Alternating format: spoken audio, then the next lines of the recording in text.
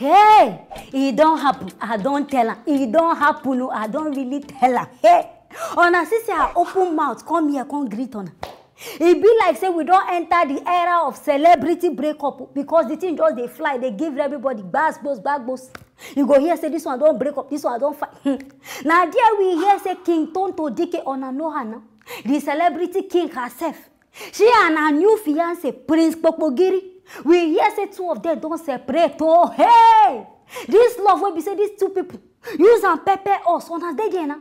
When this guy doing birthday, Tonto no let this all of us rest. This guy who buy motor, now everybody complain. Say Tonto, why be say you go buy car for this guy? This woman thinks all of us mouth they smell. Say why be say we go to talk this kind thing? She love the guy before we go see. This woman use house slap us for mouth. Say our arm about too much, make we mind our business. But as it be like this ship don't shingle. I mean, this ship don't sink. The thing don't break. Their relationship, it don't scatter. For those of now we know watch where this girl gifts this man all these items, I beg. Make now follow me see.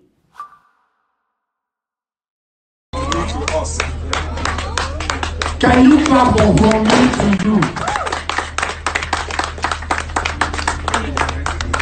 Wow. Let's now feel to cry.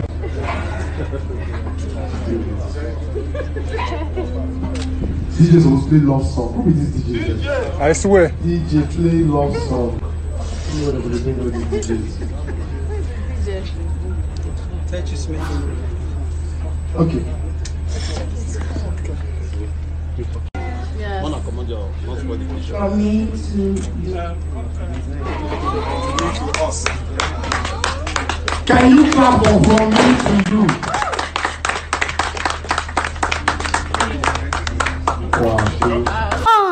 Honestly love one thing.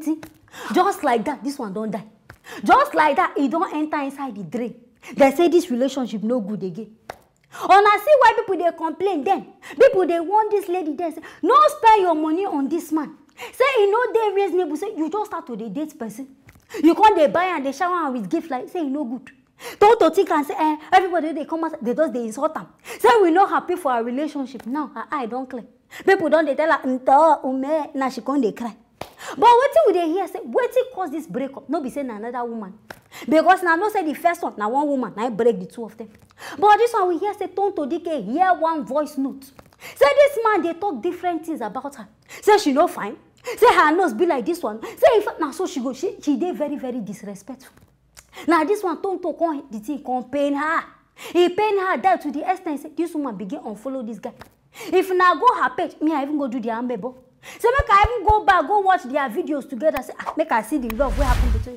Until don't clear everything. To show say this one narrating, this relationship don't die. But I beg, wait if it because this kind of talk where you hear. You not supposed to reach you to break the heart. I know say this lady, she know they take nonsense.